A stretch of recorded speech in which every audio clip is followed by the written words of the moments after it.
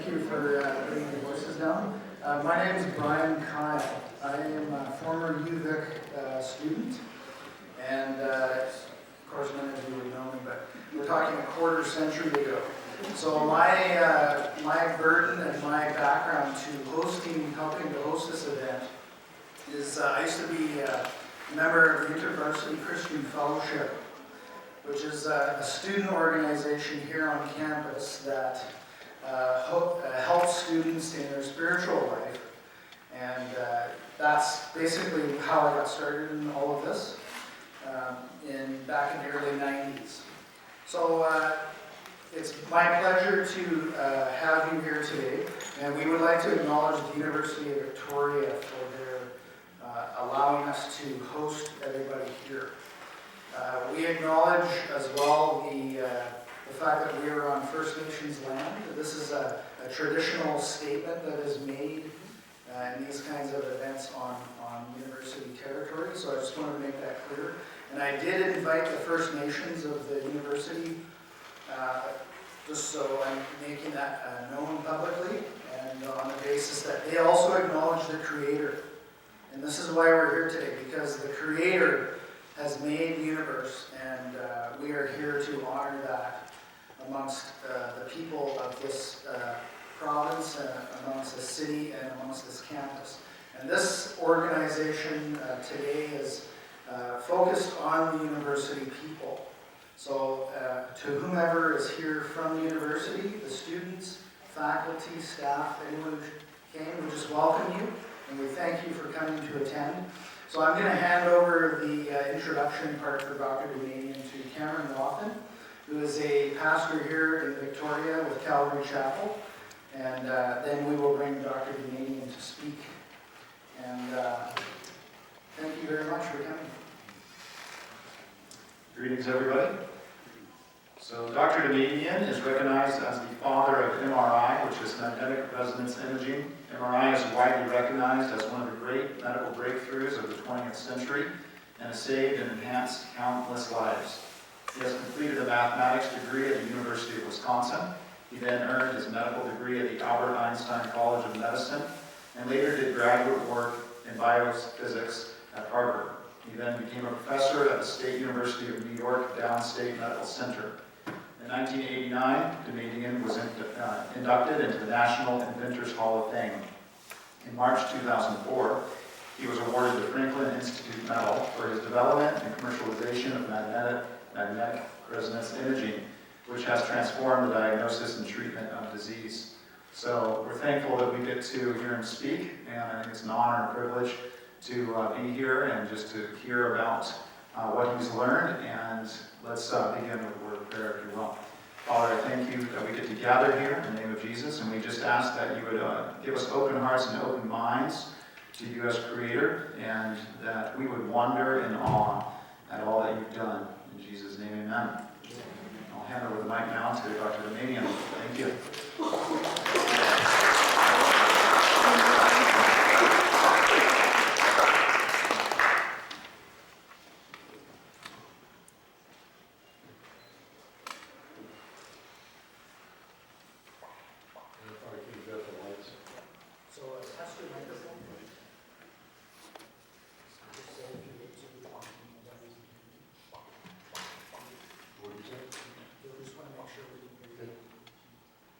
Can everybody hear the doctor?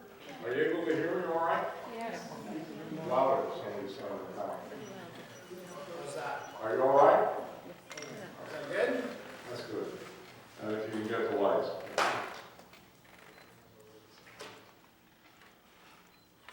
Can you get all the lights there?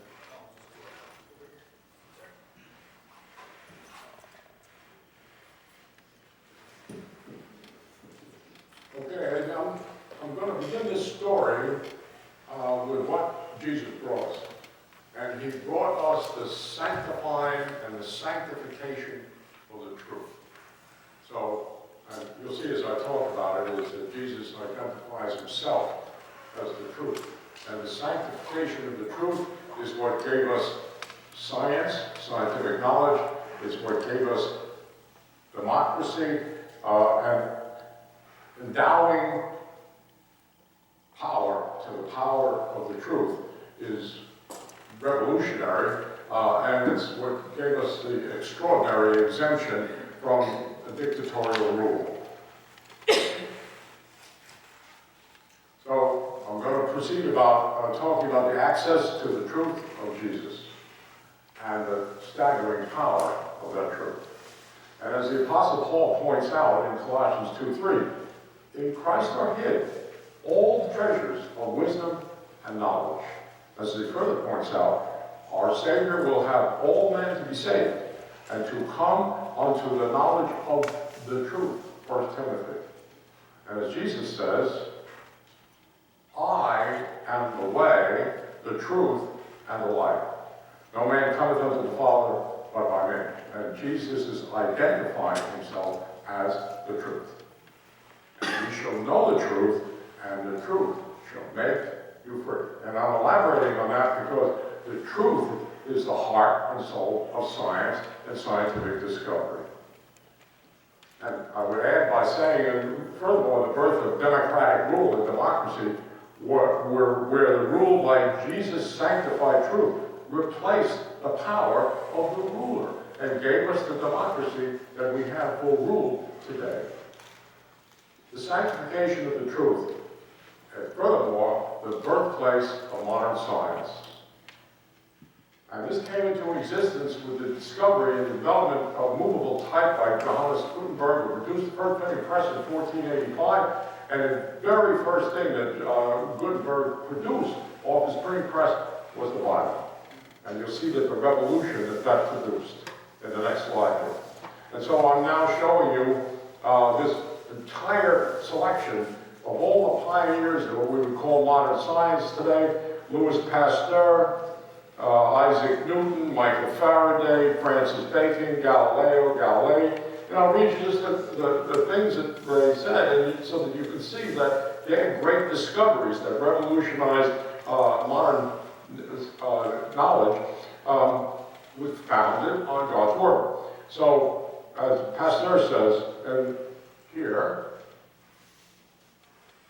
the more I study nature, the more I stand amazed at the work of the Creator. And as Galileo says, both the Bible and nature proceed alike from the divine work. And as Kepler says, I am devoting my effort for the glory of God. And as Newton says, Christ appeared in the beginning of this prophecy, and he had in his hand a little open book. He alone was worthy to open and look upon the book. And as Faraday says, let no one suppose as if man by reasoning could find out God. And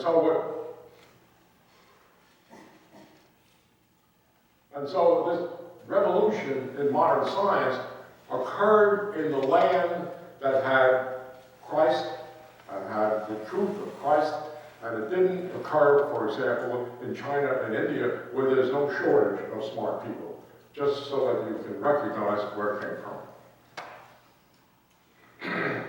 And so the Jesus sanctified truth produced the explosion of scientific knowledge that followed.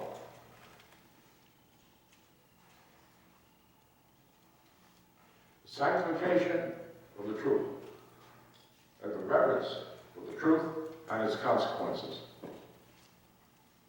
The immediate obvious result was unprecedented prosperity, such as you see here. Now, I'm going to tell you the story of MRI, which was another access to the truth of Jesus.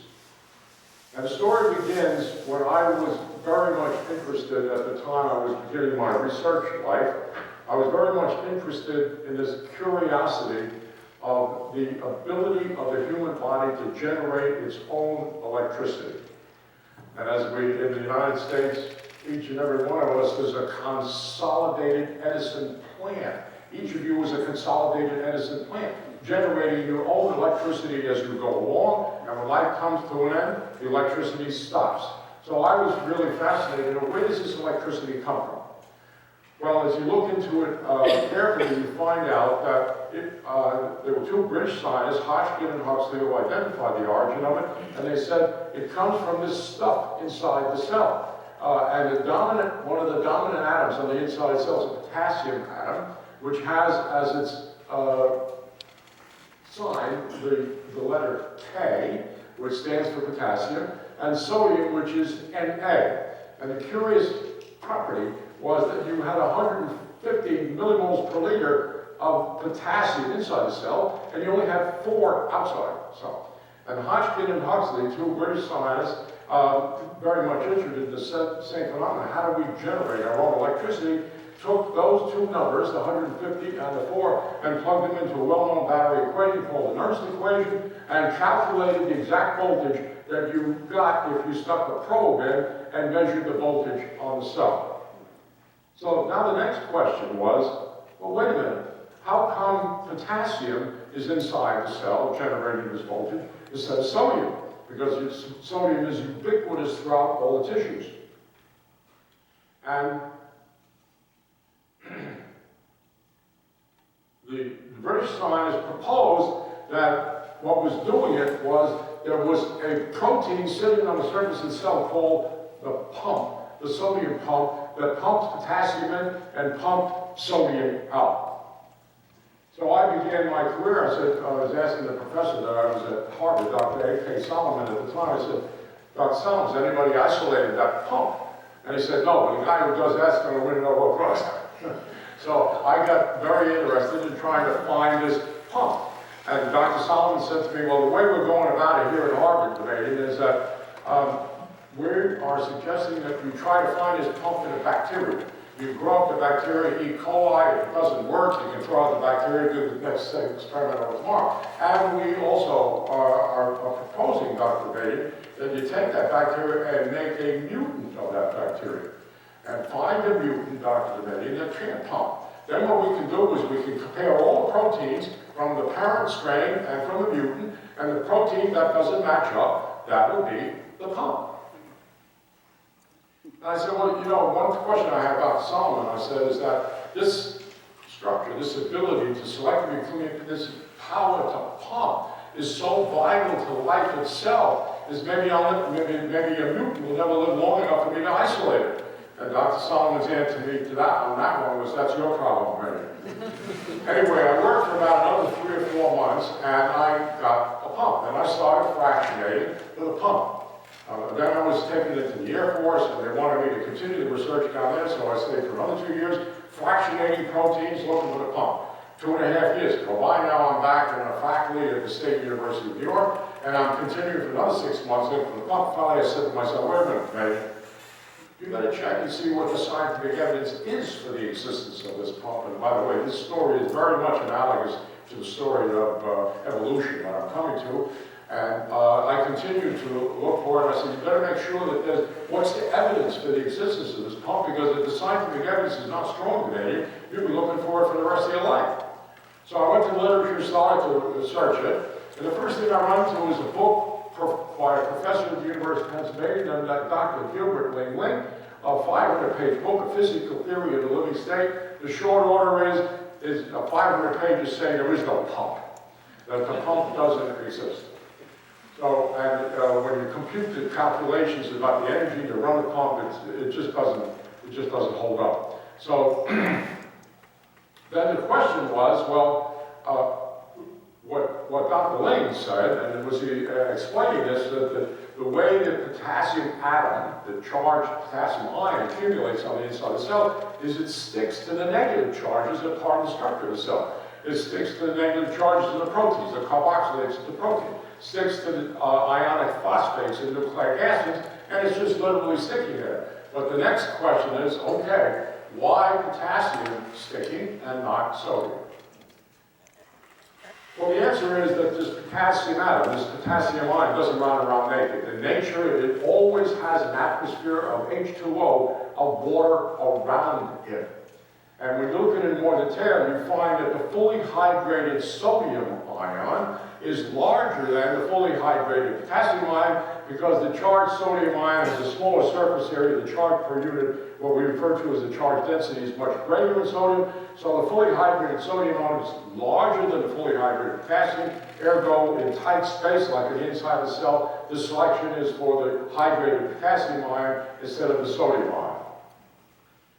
And so I began to proceed along the pathway that Dr. Ling had suggested, and I proceeded to describe my own approach to how this selective accumulation and the genesis of electricity was occurring inside the living structure. And I got a call from this doctor here, Dr. Freeman Thorndike Cope, whose ancestor wrote the Thorndike Dictionary. He was involved in active scientific research. He said, Damadian, I read your papers, and how would you like to produce, how would you like to do some experiments to see if you're right or wrong? So what are you talking about? Oh, he said, well, I'm going to suggest, Damadian, that we do it using NMR, nuclear magnetic resonance. Now, what I want you to know as I proceed with this is that NMR is the same word as MRI. Okay, and I'm going to be using them interchangeably. The reason I'm describing this to you is that when we first introduced the MRI to the NMR, to the medical community, the professors wanted to get rid of the N for nuclear because it wasn't radioactive. And the radiologists wanted to add the I so they could put their brand on it as imaging, so NMR became MRI. But I want everybody here to recognize that NMR equals MRI. So, Cope said, well, what we can do today is we can measure the potassium atom using nuclear magnetic resonance. And if we do it in a certain way, where we pulse the nucleus and look at the signals that come back, if you're right, and if the potassium is bonded to negative charges on the inside of the cell, the signal that we get should have a changed decay time in the signal, and we should see that. So this was the apparatus that Cope and I used, and I brought him and he called me up about 2 weeks later. He said, Damadian, he said, I got a problem. I said, what? He said, I'm not sure we're going to be able to do this experiment. I said, what are you worried about, Cope? He said, well, I looked up the magnetic moment of the potassium atom. It's not all that strong to begin with, and there isn't all that much potassium. I'm afraid we're not going to get a signal. We won't be able to get a potassium signal. I said, Cope, I may be able to help on that because I know where I can get a bacteria from the Dead Sea that has 20 times the normal potassium. Can you get it from me? I said, well, I think so. So I got the bacteria from the Dead Sea. I brought it to him, put it in a test tube. We put it on the inside of the magnet. Now you're looking at what the magnet was in those days. That's all that existed for the MRI or the NMR. It was a magnet that had a gap of 2 1/4 inches, and I put a test tube in there with the antenna wrapped around the outside to produce a signal. I gave it to Cope, and lo and behold, we got a signal. And lo and behold, we got a signal that was much shorter than the ordinary signal, and we Cope, my standby assistants, had established that the potassium was probably complex to counter ions on the inside itself because they were greatly short in relaxation. But I had another impact on me. I said, Cope, I can't believe what you just did. He said, what are you talking about today? I said, look, you took a test tube, and in a matter of seconds, literally in seconds, you measured the potassium atom and its relaxation time that I've been measuring for years. And if and it would take me 2 or 3 days to drop the test tube, and you did it in a matter of seconds. I said, you realize that if we could ever do something like that in a human body, we could go from one tissue to the next in the human body, and get its chemistry non-invasive with an antenna outside, we would spark an unprecedented revolution in medicine. I was trying to get Cope to collaborate with me, but he wasn't really interested. He said, I don't know how you go about it, man. I said, listen, Cope, I said, I got one approach that if we take it as it works, the people won't be able to reject it. I said, what are you talking about? I said, well, I know from looking at cancer tissue that there's an abnormal potassium content in cancer tissue. And if we look at cancer tissue using nuclear magnetic resonance, I also know that the water structure on the inside of cancer tissue was very different from the water structure. The amount of water on the inside of cancer tissue is much greater than the amount of water on the inside of healthy tissue. So we should have a difference in the water signal, something we can readily measure. He wasn't interested. He didn't really want to go on beyond that. So I proceeded and I went and I talked to the president of the company who made the measurement. I called Yaakov and said, can I come back with some tissues that have cancer and to see whether or not these signals that I'm anticipating are different in cancer tissue from normal tissue? And he said, sure. Now, specifically, what I'm talking about is I'm showing water in its two well-known states here, both in the crystalline structure, ice structure state and liquid state. And one of the things that we measure is we measure a signal, and we measure the signal as a function of time, and we measure the decay time. And the decay constants that are characterized as, we refer to as T1 and T2. And here are the numbers that you would get if you looked at ice. If you looked at liquid water, the decay time is 3,000 milliseconds. If you looked at crystalline ice, the decay is 0.019 milliseconds. A dramatic difference in that water signal depending on what structure the water was in. This is a more specific picture. If I looked at the decay time of that signal in its liquid state, it's a lengthy signal as compared to the same water signal if it's structured in the form of ice. So I was looking for a grant at the time, and I applied to the Health Research Council of the City of New York. And this is my request to them. And I wrote, I will make every effort myself and through collaborators to establish that all tumors can be recognized by the potassium lactation time, the water proton spectrum, and I will proceed with the development and instrumentation of probes that can be used to scan the human body externally for early signs of malignancy. Detection of internal tumors during the earliest stages of their genesis should bring us very close to the total eradication of this disease. This is what the apparatus looked like at the time. Today, all of this is on a chip, but that's not what it was at the time. And this is a typical signal being displayed on the face of an oscilloscope with that little test tube you put on the inside of the magnet.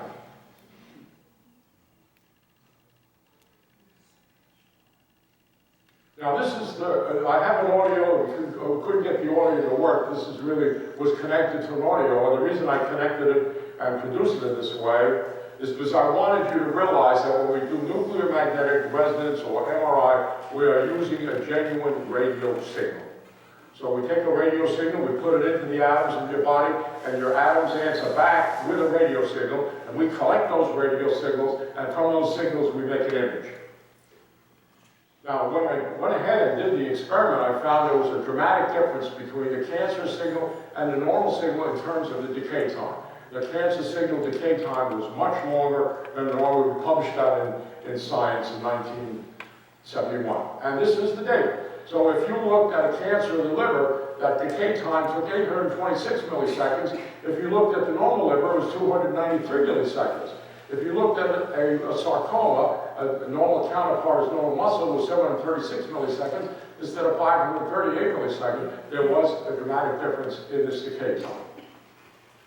And we published this in Science in 1971, and as we wrote, at present, early detection of internal neoplasms is hampered by the relatively high permeability of many tumors to X-ray. In other words, a lack of contrast in the image.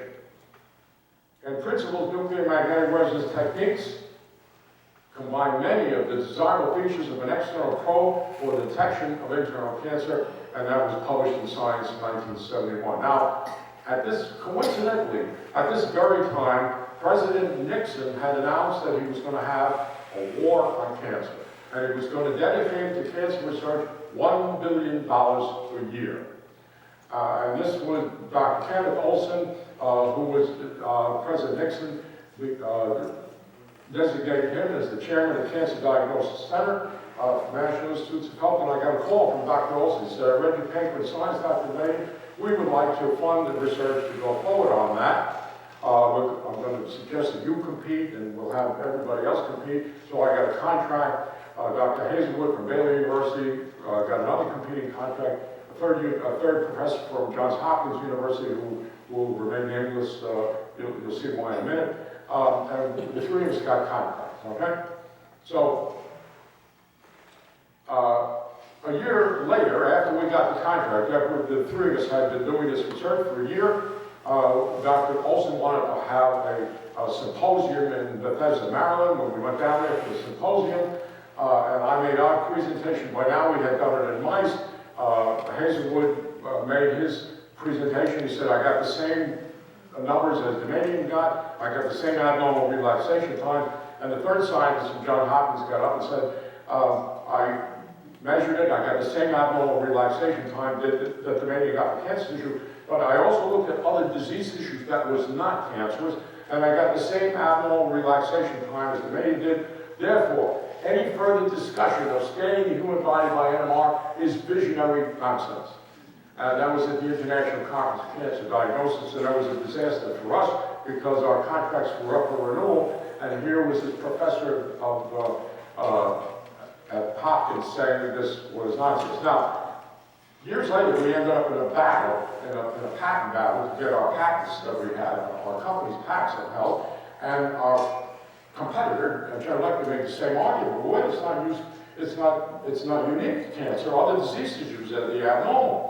And our lawyers came back and they argued against him and said, wait a minute, are you going to punish the guy because his original discovery detects more disease than he originally envisioned? Gratefully, we won that battle. So, now, the next thing that happened is when you looked at NMR, this is the technology for doing chemistry by this technology was called nuclear magnetic resonance. You put the test tube in a magnet and you spun it at 10,000 RPM in order to homogenize the signal. So when I was asked to go present it at an NMR conference of PhD physicists in NMR chemistry, and when it was all done, the chairman got up and said, now doctor, how fast do you propose to spin the patient? Now, just for whatever benefit is, over the years I ended up generating a terminology for this kind of resistance. I call this kind of resistance the GSQs, capital G, capital S like in Sam, and capital Q like quality. It stands for the guardians of the status quo. So any of you who have been in any of these kind of innovative situations will probably have run into GSQs. We filed the first patent in 1972, and at the time, this is where we envisioned the scanner to be, and it was the first of what today is a 2013 of 4,552 patents on MRI. That was the first one. Now, I did the experiments at a small company on the outskirts of Pittsburgh called NMR Specialties Corporation, and there was a chemist, a PhD chemist named Dr. Paul Lauder, who was on the board of directors, and he saw a graduate student at Johns Hopkins University wanted to repeat my results. He went to this company I made the original observation on, and he wanted to repeat it. He did the experiments again, he got the same results, and sitting there at the time, who was on the board of directors, were a chemist, NMR chemist named Dr. Lauder. And Lauder saw the results and saw the dramatic differences between the signals of cancer tissue and normal tissue. He said, wait a minute, we can use those signal differences to make a picture. And so he went back to Stony Brook University, and this is what he had to say. When Lauder, this is a quote from the textbook Pioneers of NMR. Lauder watched Sari successfully repeat the Damadian experiments and viewed the procedure with great interest and was impressed by the results. And he stated, even normal tissues differed markedly among themselves in NMR relaxations, and I, Lauder, wondered whether there might be some way to non-invasively map out such quantities within the body. So Lauder took the next step, and he took two 1 millimeter test tubes and put it on the inside of a small magnet, and he made this first image representation of this data as a picture. So that each one is a cross-sectional picture of a 1 millimeter test tube. Now, what I was talking about doing this on our human body, not on 1 millimeter test tubes, and there was wide-scale ridicule of a prospect of going from a sample with an antenna that was a few millimeters in diameter. Now I'm talking about making a coil that's 20 inches in diameter and collecting the same signal from the sample with an antenna that's 10 inches removed from the center, which everybody thought would be completely beyond any prospect of reality. Well, I sat down and I did the calculations. I calculated the amount of field strength that I needed to get, and specifically how much, if I'm going to wind a big magnet and put a human being into, how much wire I'm going to have. When I finished the calculations, it turned out to be 30 miles of wire, 150,000 feet. When I looked into the cost that was going to be, it was going to be $150,000, $1 a foot made by Westinghouse. And I said, uh-oh, well, I got a real problem here because all I had in my budget at the time was $15,000. Where am I going to get $150,000 from? So I came to the conclusion that, well, what I'll do in the meantime is all the wire does not come on one spool. It comes on about 30 spools. I'm going to have to make joints between one section and the other. And if I want to hold on to the superconductivity, I'm going to have to learn how to make a joint here so that I don't introduce the resistance when I make the joint. Otherwise, I'll lose the superconductivity and the thousands of amperes, the field strength that I was going to get. So I was really puzzled over this. So I said, well, what I'll do in the meantime is I'll call Westinghouse that I've been getting this coil, these magnets from, and see if they will show me how. In the meantime, while I'm looking, I spoke to Steve Lane, who was the sales engineer that I was dealing with on these magnets. I said, Steve, will you teach me how to make these joints? He says, wait a minute, Damadian, what are you doing? Are you going into competition with Westinghouse? I said, no, Steve. I said, I'm trying to put this together so I can put a magnet and build a magnet big enough to put a human being. He says, oh, okay. Hey, it's a good thing you're well-levied with me, Dr. Damadian. I said, what are you talking about, Steve? He said, you don't know this, but Westinghouse is going out of the business and making superconducting magnets, and I happen to have about 30 miles of wire. I let you have 10 cents per hour. I couldn't believe my ears. At the very instant I needed, they've been in business for 24 years. They're going out of business. They got 30 miles, which is exactly the amount of wire. So I'm telling this a few days later, that this extraordinary coincidence to my wife's mother and father, who were evangelical Christians, and my mother-in-law, Amy Terry and Bo Terry, my mother-in-law said, that's not a coincidence. I said, what are you talking about, Mom? She said, not a coincidence. Said, ever since your father and I have been hearing about your efforts to try to make this magnet, we've been praying for you. This is not a coincidence, it's an answer to prayer. Well, now you see the magnet I had at the time where we were doing these experiments on test tubes. That's the magnet in the back.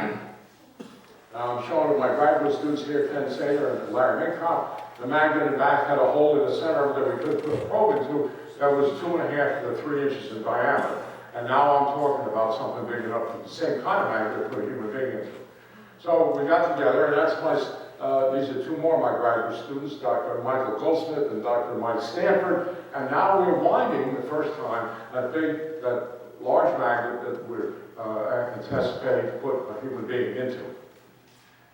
And as I said, the other property that we were taking advantage of is that we were making a superconducting magnet, meaning that we would cool the wire with liquid helium so we could put thousands of amperes into current. If it had been copper wire, it would have burned up. So we decided that what we would go ahead is make a liquid helium cool superconductor. So this is a liquid helium container that takes the temperature down to 4 degrees Kelvin, so you can put thousands of amperes into the wire. And so this is the first magnet that was ever built to do MRI. And here I'm showing with my two students, my graduate students, Dr. Michael Goldsmith and Larry Minkoff. And this is the magnet finally put together. And you see the ice port on the top showing the liquid helium port flanked by two liquid nitrogen ports on either side of it. And also the rail that we planned to put the patient on, so we'd seat them on that and move them stepwise across the focus spot so we would get a scan and get an image.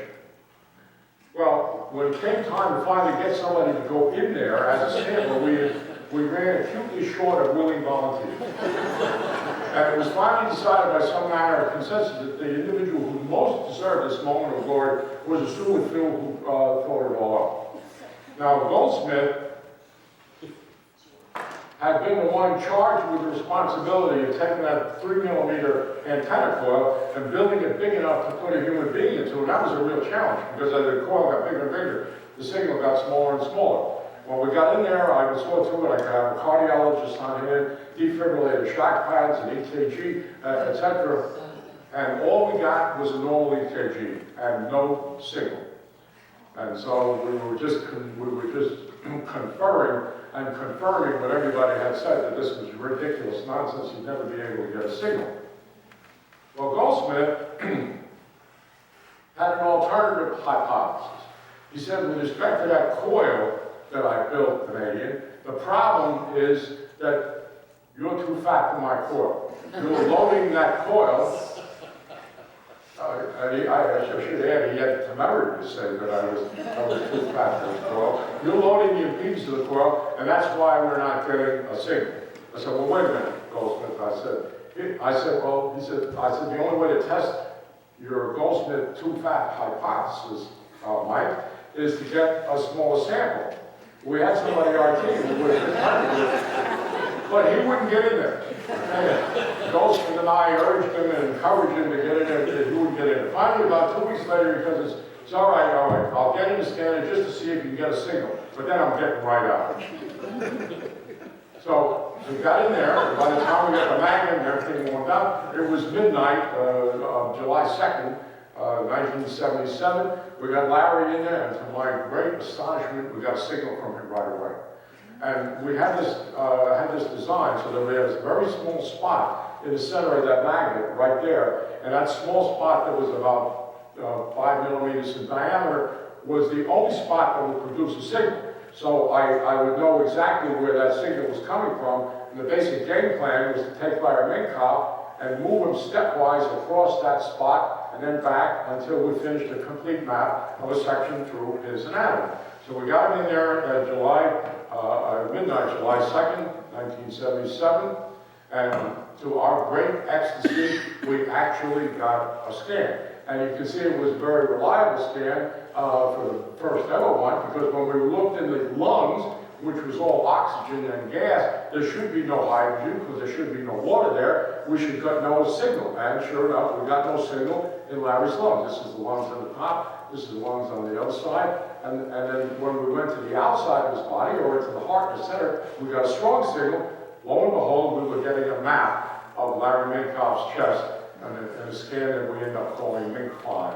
And this is the first ever scan of a live human being, showing the heart in the center, the lungs on the outside, chest wall around, and even a hint of cardiac structure on the inside of the heart, which we put down as too good to be true. But it turns out that that's, in fact, reality. We were, as you can see, we were excited about it. First ever human image in amazing detail. And visionary nonsense had become reality. So that we then forward and founded a company, made the first ever commercial MRI scan, the QED80, that which was meant to be approved with Air Demonstration, QED80, and introduced it in 1980 as the first ever commercial MRI. And the first one went to Dr. Ronald Ross at Cleveland, and these are the images. This is an example of a pulmonary lesion that the patient had. This is one of the first scans of actual patients as opposed to the normal MRI. And this is another one showing a lesion of breast cancer in the left breast. So the only thing I want to end up by saying is remember that it's the signal that makes the image. And what we do is for each pixel in the image, we collect a signal. And we use that signal to set the brightness of the pixel. And what we have been fortunate enough to find out, as I showed you earlier, is that the cancer signal is very different from the normal signal. Now, the other thing is that it's obvious, if there were no signal differences, and we use the signal to set the brightness of the picture elements, which we call pixels. If we use the signal to set the brightness and there was no signal difference, there was not going to be any pixel difference, and the image was going to be a blank. And this is a scan that we produced where I eliminated all the signal differences so you can see what the image would look like. And without those signal differences to set the brightness of the pixel, the image is a blank. So the signal makes the image. Now, as a result of this, a century-old medical deficiency had at last been overcome. X-ray's inability to generate the pixel context needed to visualize the body's vital soft tissue organs had at last been conquered. And this is here's the image blown up, so you can see the picture elements, we call them pixels, that set the image, and each signal and the magnitude of that signal is used to set the brightness of each pixel. The typical image has 65,000 of those pixels making up the image. And if all the pixel elements are set to the same brightness, your image is a blank. So the signal makes the image, and gratefully we had discovered these big signal differences that looked like we were going to be able to make pictures and images. The newly discovered T1, the newly discovered tissue relaxation differences, T1 and T2 were the conquerors. Now specifically, if you look a little bit more carefully, you not only saw this dramatic difference between the diseased tissue and the healthy tissue, But when you looked at the normal tissues themselves, there was a dramatic difference there. Intestine was 257 milliseconds, brain was almost 600 milliseconds, a 131% difference in signals. And the significance of that is that if you look at the same difference in X-ray pictures that you could get of the vital organs, of the soft tissue vital organs in the human body, the maximum difference you got was 4%. And here the NMR signal is giving us 131% difference, and the result is astonishing detail in the vital organs of the body that had never before been possible. So here's an X-ray image, and here right alongside of it is an MRI image showing the difference between gray and white matter. You can't see an X-ray. The thalamic nuclei that you can see next to the ventricles, all of which were made possible by this dramatic difference in the decay times of a 131% difference that was not available previously. And the critical thing is what was not available in the vital organs of the human body that are central to life itself. And if you can see it a little more in detail, if you looked at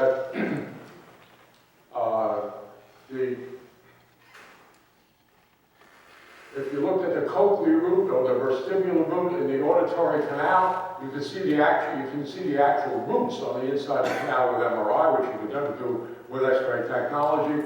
Or if you looked at the axon fibers in the hypothalamic tract that transport neuroendocrinomes, you could actually see them in the pituitary infundibulum going to the pituitary. You can see the gray and white matter differences. You can see the choroid plexus on the inside of the ventricles. And likewise for disease tissue, the single difference is visualized soft tissue pathology. And so when we went ahead and made an image of disease tissue, this is one of the first ones, when we looked at an image of a neuroma, an acoustic neuroma of the 8th nerve, you could see readily, you could see the disease tissue with unequivocal definition. Now, there's a new revelation that has come out, which I'm now showing you. As a result of this technology, what the MRI has suddenly made possible is the ability to make movies of the cerebrospinal fluid. So what you're looking at here is a picture of the brain, the neck, the jaw, and this structure right down the middle is the spinal cord.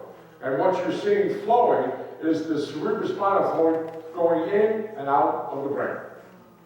And that cerebrospinal fluid is going in and out from the brain all the way down the tailbone at the rate of 32 quarts a day. And thank the Lord for the presence of the MRI. We're suddenly able to see it and quantify that cerebrospinal fluid flow. And the first thing that we found is that when we went ahead and used our technology to look at multiple sclerosis, I was surprised to discover when we looked at it that if we looked at what were the classical lesions, these little white spots here, I was surprised to discover they were connected directly to the ventricle. In other words, it was strongly suggesting that those lesions in the brain that were the cause of multiple sclerosis were in fact leakages of cerebrospinal fluid that was going into the surrounding brain tissue. And that cerebrospinal fluid is not innocent stuff. It contains 300 proteins, 9 of which are antigens that generate antigen-antibody reactions. And if you looked at a cross-section, or what we call a cross-sectional image, there's the ventricles in the center with the cerebrospinal fluid, and you see the leakage of the cerebrospinal fluid into the surrounding parenchyma, creating all of these lesions we know today as multiple sclerosis. And now this is a patient where I'm showing you an image, the movies of the cerebrospinal fluid, and you see in this patient here, who was a multiple sclerosis patient, which number 4, you see the cord coming straight down. You see the CSF going in and out in the front of the spinal cord, and when you look in the back of the spinal cord, it's obstructed. On the other hand, if you look at the normal, you'll see that the spinal fluid is going in and out, both in the front and in the back of the cord. A very strong indication that the cause of the multiple sclerosis is obstruction of cerebrospinal fluid flow. And I'll be showing you that in a minute. Now, this is the anatomy. The ventricles, the choroid plexus at the base of the ventricles are what's generating that 32 quarts a day that's going in and out. It flows on the outside of the canal, and this is all on the inside of the vertebra, which I'm going to show you in a minute. And so any malalignments of the bony structure that is in the middle of are going to interfere with that flow. And this is the bony structure. So we call this the craniocervical junction. There's the skull, there's the first vertebra we call C1, and there's the second vertebra that we call C2, and the spinal column is running right down in the middle of that. So it's apparent, as you can see, if there's any dislocation with these bones, they're going to pinch the circulation of that fluid. Now, in the midst of all this, we got a phone call from the people that knew about what we were doing, from some people who knew Jim McMahon, who was a quarterback for the Chicago Bears, and he was suffering from severe dementia, severe memory loss to the extent that he was going to take his own life. And somebody called and said, is it possible that Jim McMahon has this very same problem that you're talking about as a result of his trauma injuries, dislocation in the bones of his neck that are obstructing the flow of CSF? So we did an image of Jim McMahon, and this is the cross-section image through Jim McMahon's neck. And you'll see that when he was in the upright position, that bone was tilted. So it was malaligned, whereas it should be horizontal as it was in the recumbent position. So I took him up to a chiropractor that we've been working very closely with, who uses new technology called the Atlas orthogonal technology. He put Jim McMahon in there, he straightened that out, and as he was in there, he told Dr. Rosa, Dr. Rosa, I can't believe what you just did. He said, the minute you touched me for realignment, I felt like Niagara Falls was coming out of my head. And Dr. Rosa has given this technology, the acronym IGAT technology, Image Guided Atlas Therapy, and I'll show you what that Atlas Therapy device looks like. The operator takes something that looks like a hand drill into his hand. There's a probe in it, it's about 3 inches long, it's got a hollow stem, and when he taps on it, a plunger comes out, and the plunger comes out and taps on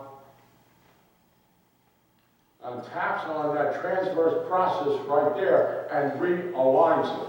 And Dr. Rosa went ahead and did that, and he did it on, now what Dr. Rosa says is that I will never use this Atlas orthogonal technology that, as I showed you, without the MRI image with it, so that I don't go ahead and do a wrong treatment. And the reason I'm calling to your attention is that this is a very severe problem. It's on an epidemic scale, and the medical profession doesn't recognize it. And I want you to all know, in case you have friends or family members who are suffering from this, because there are 1.2 million automobile whiplash injuries every year, and we're seeing this patients left and right who have this problem like Jim McMahon and not being diagnosed. If they're fortunate enough that they get to us, we're able to fix them. But I'm going to show you later what Dr. Rosa did with his treatment. Now this is what Dr. Rosa did when he treated MS patient number 1. And you see here, you can see the lesions, the multiple sclerosis in the lesions of the brain before they were treated by Dr. Rosa. And if you look at exactly the same image, after the patient was treated, the lesions are gone. And you see likewise here, the lesions before and after the lesions are gone. And I called up these patients, and I was dumbfounded at the success of this, and I spoke to one of the patients, and I said, well, you know, what about your symptoms? He said, my symptoms are gone, I'm cured. You guys cured me. This is MS patient number 2. Before he was treated by this AO technology, had a big lesion in his temporal lobe, and after the treatment, the lesion was gone. Now this brings me to the final section where we're talking about Charles Darwin, the father of evolution, okay?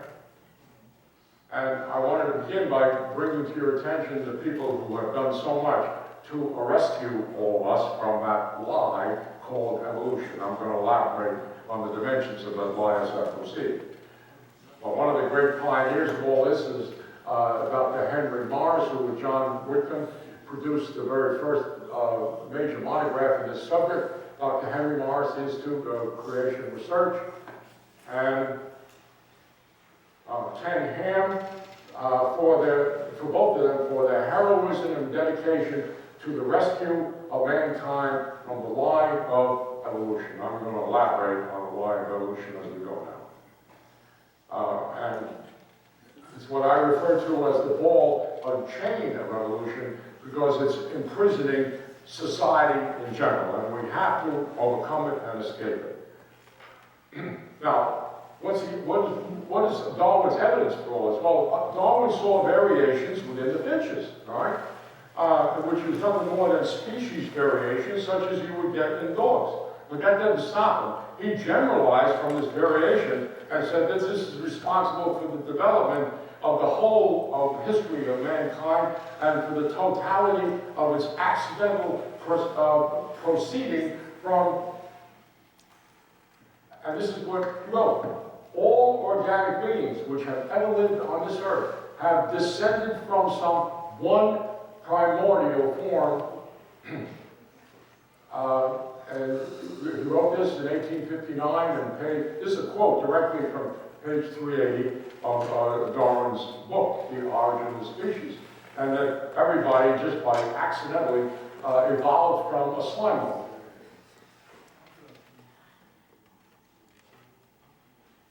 So that's our originator, that's our ancestor from whom we have all accidentally occurred.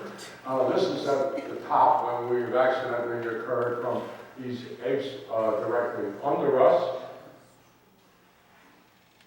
And so accidentally, given an infinite amount of time, which is also fiction, this slime mold turned into this upright structure with 1,200 cc's of brain, a vertebral column, the ability to contemplate, the ability to move in virtually any significant position, a complete arterial system, a neurological system, all occurring by accident. And in his 1859 Species, here's what Darwin has to say. He raises the simple question himself. He says that by this theory, there should be innumerable transitional forms must have existed. Why do we not find them embedded in countless numbers in the crust of the earth? That's Darwin himself in his famous monograph, The Origin of Species. 150 years later, where are they? Now, the key element to make an argument like evolution is you have to be able to show transitional links that account for this evolving form. Where are those transitional links? And you can see that Darwin himself says, where are they? They should be innumerable. So where are they? And it goes on to say, in the same Origin of Species, one, namely the distinctness of specific forms, and they're not being blended together by innumerable transitional links, is a very obvious difficulty. And finally, and a critical one, which I'll be addressing in a minute, he goes on to give us an example, the eye. And he says, organs of extreme perfection and complication. To suppose that the eye, with its inimitable contrivances for adjusting the focus to different distances, for admitting different amounts of light, and for the correction of spherical and chromatic aberration, could have been formed by natural selection seems, I freely confess, absurd in the highest possible degree. Well, we went ahead and we did the computations, all right? Now here, for example, you have, where are these transitional links? All the apes, our ancestors, have 400 cc's of brain. The chimpanzee, the orangutan, it doesn't matter which creature you pick, they all have 400 cc's of brain. The man has 1,200 cc's of brain. Where's the transitional link? Where's the apoid with 800 cc's of brain? This missing link doesn't exist.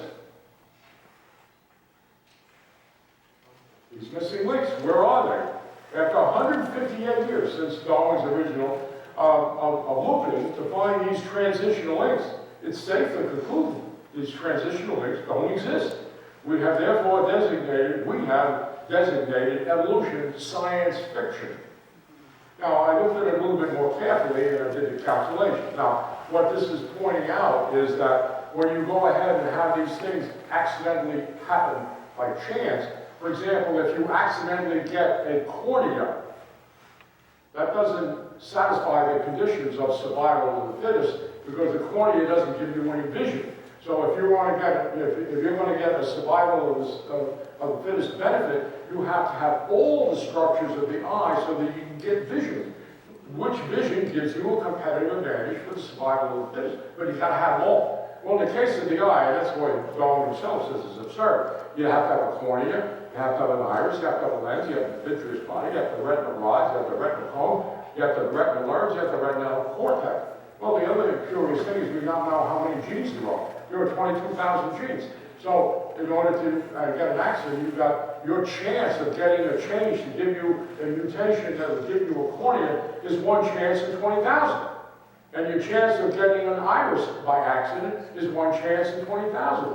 And your chance of getting a lens by accident is 1 chance in 20,000. And your chance of getting an eye is 1 divided by 2.56 times 10 with 33 zeros after it. That's just the eye.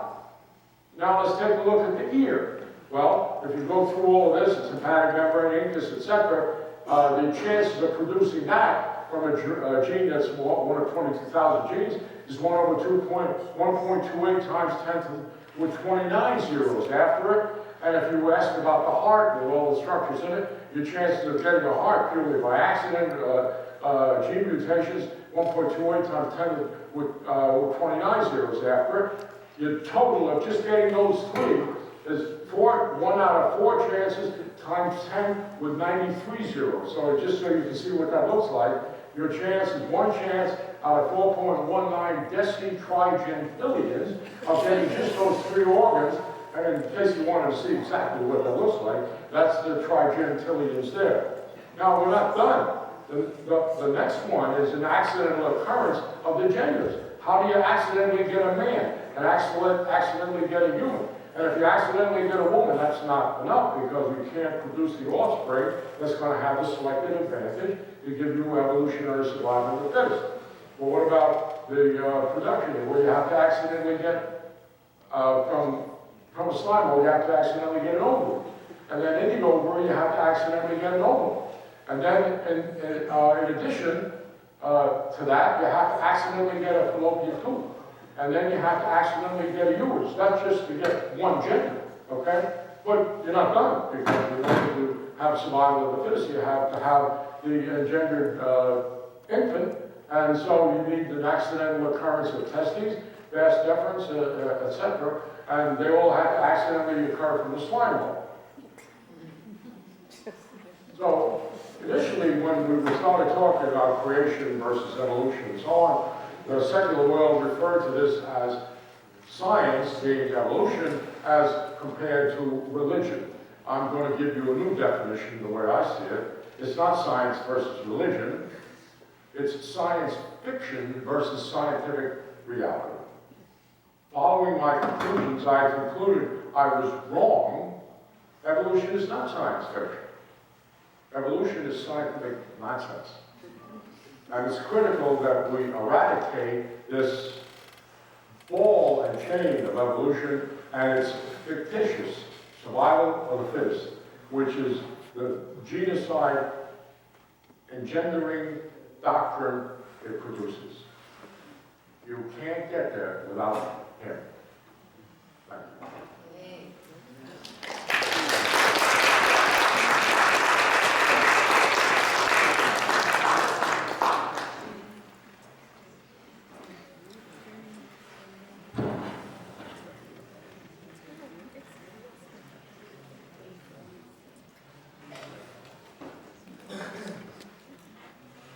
Sorry for the delay. As president of the Creation Science Association of British Columbia, I'd like to thank you for coming to the lecture today. When you came in, you were given a folder. I think you can realize that bringing in a lecture series like that is fairly expensive. We'd like to give you an opportunity to donate to the cost of bringing Dr. Damadian from New York, taking him around the province today. So we're going to pass some baskets. Fellows will come and take the baskets, pass them along. And inside that folder is some instructions on how you can get a tax receipt, if you would like, for the donation. And Dr. Damadian will be handling questions in just a few minutes. I'll explain that also. I just wanted to point out to you, in case you haven't seen it, we have a book table there. There's some excellent books. one on God and cosmos. If you're just wondering about astronomy and the Bible, one on made in his image, made creation and the human body, and Dr. Damadian's own book, Gifted Mind, the Dr. Raymond Damadian story, inventor of the MRI. So I would encourage you to pick up one or more books. They're in your DVDs also. We do have catalogs of all the materials that we carry in the Creation Science Association of British Columbia. You're welcome to pick up one of those. If you're purchasing books, you may pay with cash, check, credit, or debit cards.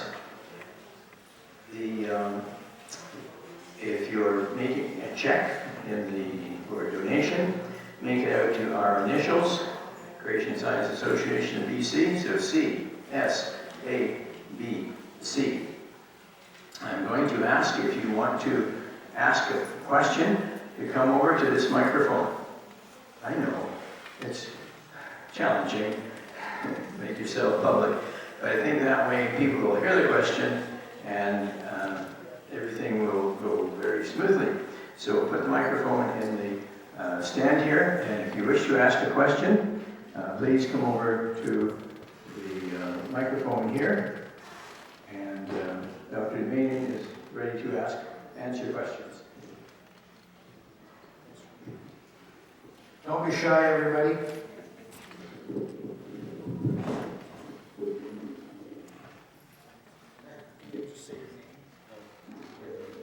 I can't remember the last time I used a microphone. Okay, here we go. Hi, I'm Jack Yo. I'm a student here at UVic. Couple questions. We have found transitional species. The Archaeopteryx is a well-known example of an avian dinosaur. The raptors like Velociraptor, Utahraptor, and the other theropods all show that they have many similarities with modern-day birds. And we don't have any fossils of birds from that time period. So which stands to reason that the birds evolved from the dinosaurs. We also found fish-like reptiles. I can't recall the name of it. There was one found a couple of years ago in Nunavut, and it was given a local name there, so I can't pronounce it. We also have from humans who's asked about transitional species for humans. We have found Australopithecus, Lucy, the missing link in Africa, the Rift Valley. We have found transitional species. Well, I can't comment on some of the ones that you're talking about, but with respect to the Neanderthal man, who was, for example, a Neanderthal missing link from any time, it turns out he's got, the general consensus right now is that he has 1,300 cc's of brain instead of 1,200 cc's of brain like a human being. And what, I can't give you the details on the Australopithecus, but the evidence for the Australopithecus have also been eradicated. So, I mean, We have the physical bones. You can't use either that. The evidence against Australopithecus and against the Neanderthal man are conclusive. Now, the other two I can't comment on. Okay. The other thing is that you said evolution takes place over a long period of time. That's how theory of evolution states that it can take place over a long period of time.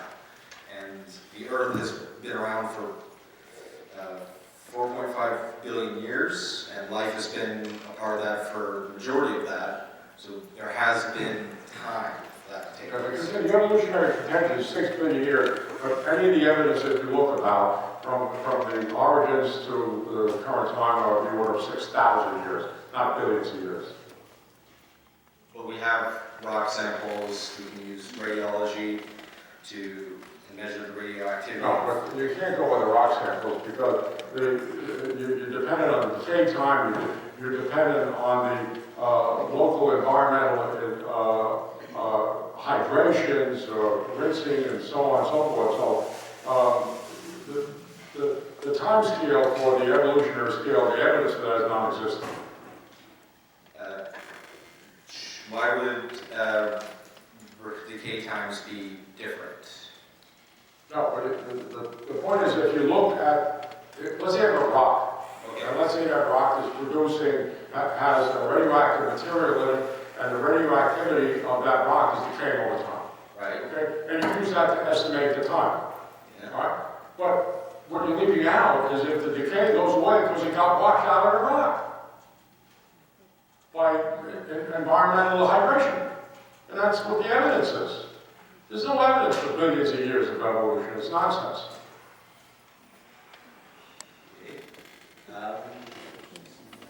Thank you. You might be back up for there, and I'll just give this off to someone else.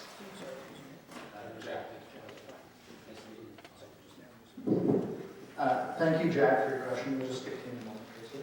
So we understand that there are different viewpoints out there, and we're not diminishing what you're thinking about. So this is partly a discussion, and But the other thing, don't forget what Darwin says, they should be innumerable. You know, if there's a continuous transition, why should you have to be humping all over the place to look at that? There's no evidence. Well, look, put it this way, okay? There's no evidence. Produce the evidence and it's a different story. Thanks for the talk this afternoon. It was very enjoyable. My name's Bill. I was just asking, how do you believe the Earth is? What's your belief on the age of the Earth and the solar system? Maybe just explain why you hold those beliefs. Well, the current estimate in creation sciences is about 6,000 to 8,000 years old. And why do you accept that yourself? No, what?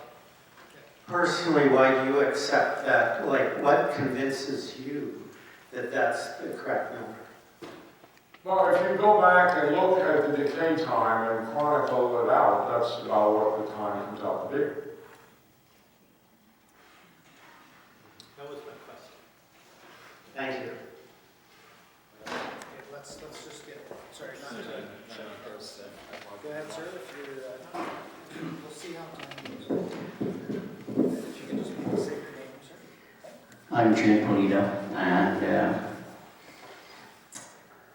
I have a couple of questions, but before that, I don't know how many of you have heard about the evolutionary joke of 1957. I didn't hear what there was. They call it the evolutionary joke of 1957. The evolutionary joke of 1957? That's right. I don't know what There were scientists that were skying around on the Grand Canyon, and they were just about 70 feet near the bottom of the canyon, and they noticed a certain darkening in one section, and it's supposed to be a solid rock right there. And they were curious, and so they brought somebody in there to the scaffolding and everything else, and they dig out that section in there. Why is it different from all the rest of it?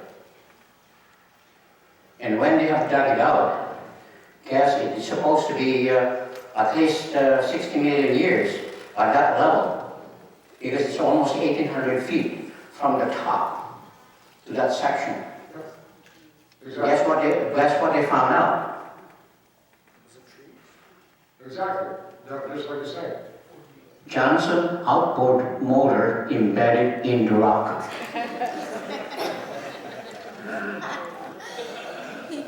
Now the other thing that I'd like to ask you is, I have been researching on MRI, and they are saying that before you purchase any MRI, you have to know the designer, where it came from, and what makes it, because some of them are so heavy because of the magnet that are in them, that it is so difficult to move them. Once you have the place already built up, you have to build it before, after it is installed.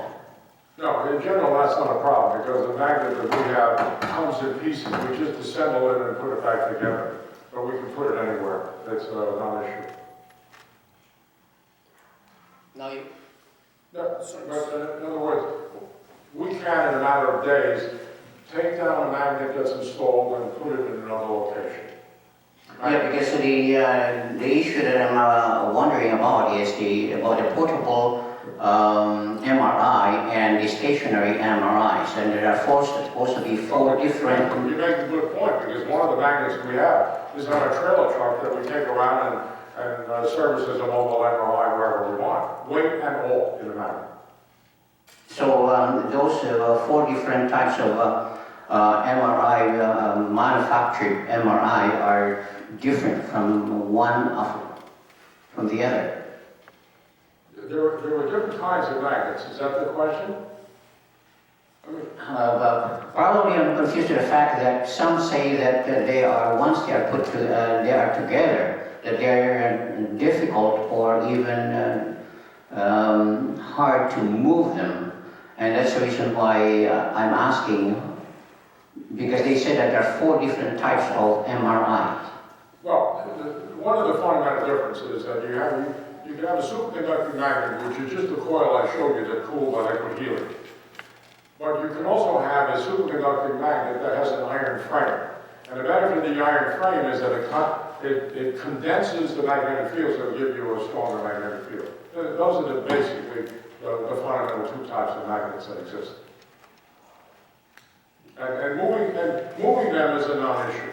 I mean, we can prove that to you. You come to our factory, I'll show it to you. It's an invitation.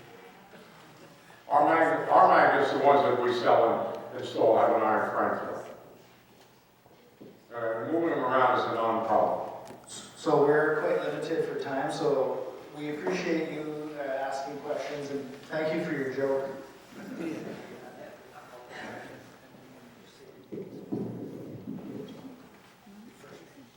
Ralph, and Doctor, I appreciate what the board has given you a brilliant mind. And through that, he's used you to help a lot of people in this world. It says here that you were an atheist at one time. When did you turn? Well, you're touching on a very central point, and everybody here should know about this, okay?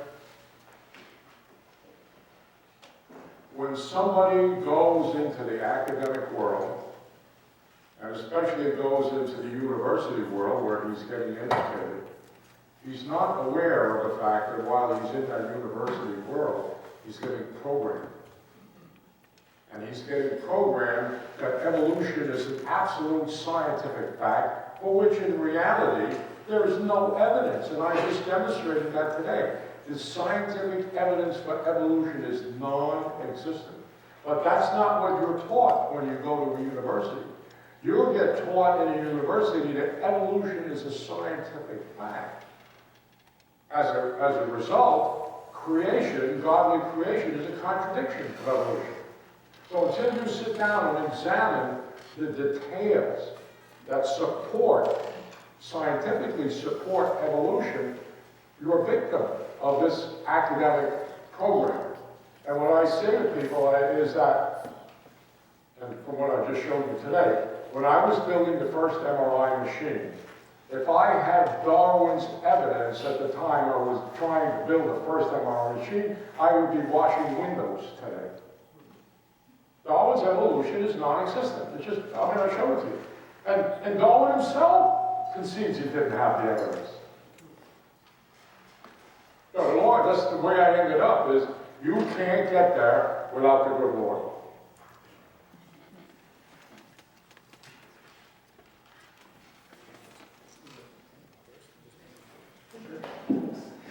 Yeah, thank you once again for coming, Dr. Damadian, and just lift the microphone up here.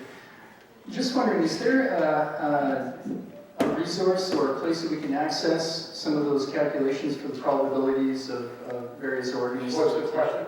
The question is, do you have a resource, a DVD or a book that Oh, did somebody just show the book? that demonstrates those? Yeah, it has numbers in it, yeah. I'll see if I, Yeah, because it would be nice to be able to run those in one's own calculator and just compare that, I think, to the threshold of statistical that's this book. possibility, which is. They were showing the book before, it had, that's right there. The calculations are in this. Oh, they're in there. Okay, thank you. And could I just make a And statement? I think they have them outside where you can buy one if you want one.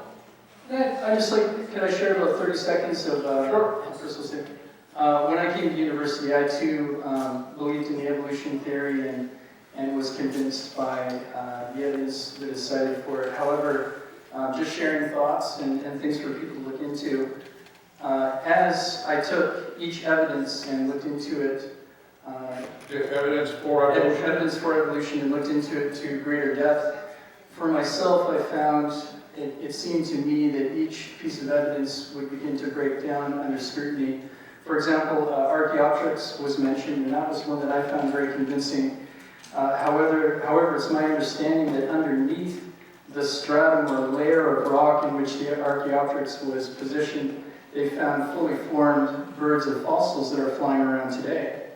That to me was devastating for the Archaeopteryx arguments. Dr. Leakey's discovery of Lucy, supposedly according to his associate, when he first put Lucy together, Lucy was barrel-chested and walking on all fours. I actually have a video reenactment showing him making a plaster cast and taking a grinder to her hips to make her an upright biped. That's right. And if you can verify this, my research into the radiometric dating methods, carbon dating, helium dating, potassium argon, it's my understanding they all assume a ratio that is then projected over history. For example, carbon dating.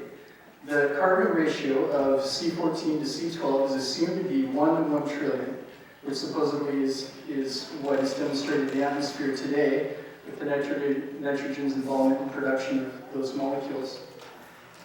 But for us to assume that that ratio has always remained the same throughout history, regardless of temperature variations, humidity, any number of catastrophes and geologic changes, I think one thing that was convincing me is that that ratio has actually changed within the last 10 years, let alone the last 10,000.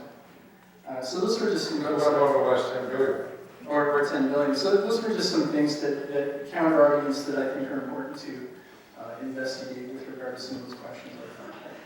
So thank you very much. So I don't want any shy people to miss their chance. Anybody. You want to say hi? You want to give them a high five? Okay, Jackie. We know we're just making. Hey, Jeanette. Hang on. I thought this was the evening one, so. Are we going to hear the other one? Oh, yeah. And yes, good question. So our good friend Jeanette here is just asking about the next session. I just noticed in the books that you're interested are sitting right there on that table. Yes. This book. So It's up there on the table. the gifted mind. Everybody who's interested can get that book up there. It's right here at the back table. So Jeanette made a good point that we are going to have an evening session at 7 p.m. So the dear doctor needs to break for dinner pretty quick. So I just don't want anyone to miss, we are here for you. I want you to understand this. We're not here for the dear doctor. So Is it a different lecture tonight? it's pretty much the same, I do. Oh, is that tonight? This one, yeah. That's the same lecture. So, the idea here was to focus on the UVic body primarily. So, there's more general public invitation that was made for this evening. But anyone's welcome to come, and if you feel you want to invite somebody here this evening, I encourage you to do that. So, are there any other questions besides our dear Jack here? Anybody? I have one question. You showed Hang on. You showed the example You showed the example of pathology in the cervical region for patients that have multiple sclerosis, and you corrected that with the chiropractic manipulation. Yeah, I don't like to use the word chiropractic, but it was the atlas orthogonal technology, yes. And by the way, My question by would the be, way, one thing I should say, I didn't have time, but we have found this to be the same thing where we have found the abnormalities in the obstruction of CSF flow, which I showed you with multiple sclerosis. I eliminated the other mental illnesses that have the same problem. We've seen the same thing in autism. We've seen the same thing in cerebral palsy. We've seen the same thing in amyotrophic lateral sclerosis.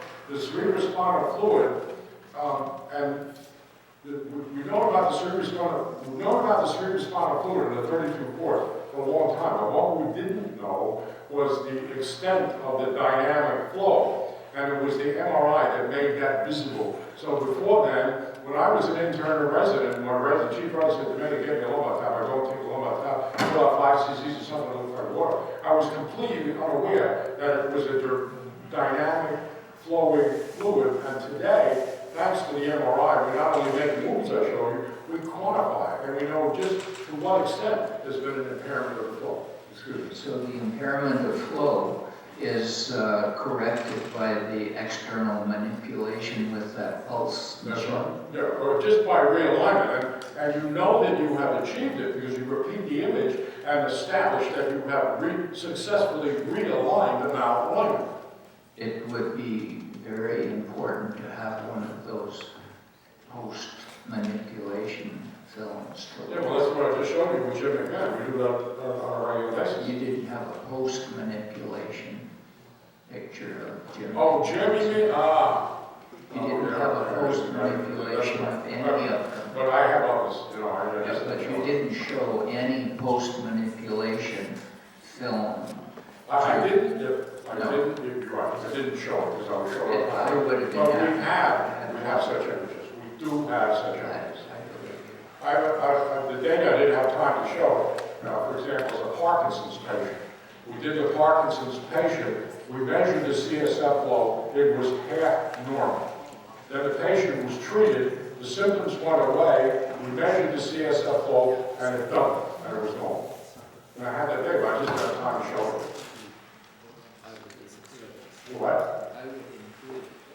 Yeah, okay, I have time, I'm excited to show the data, but I'll show you the data. It's unbelievable.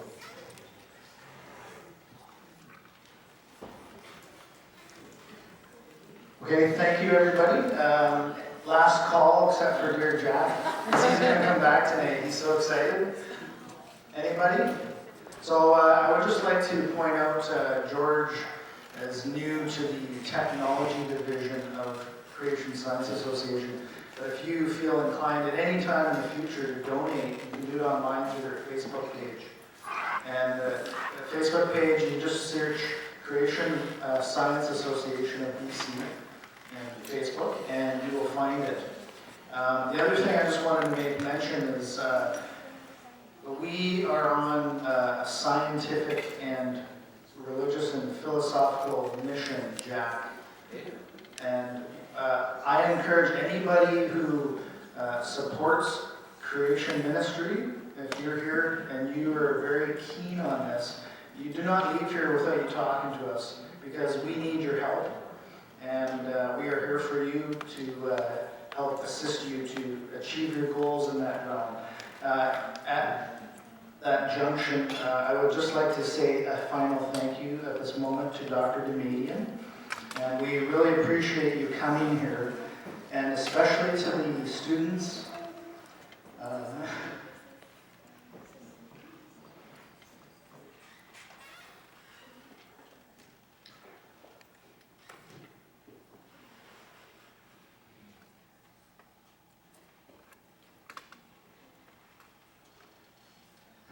I'll tell you, I've heard a lot of creation speakers, but I've not heard a man who's so passionate about this.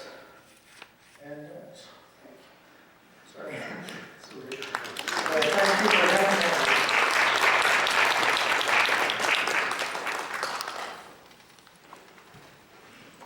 Thank you.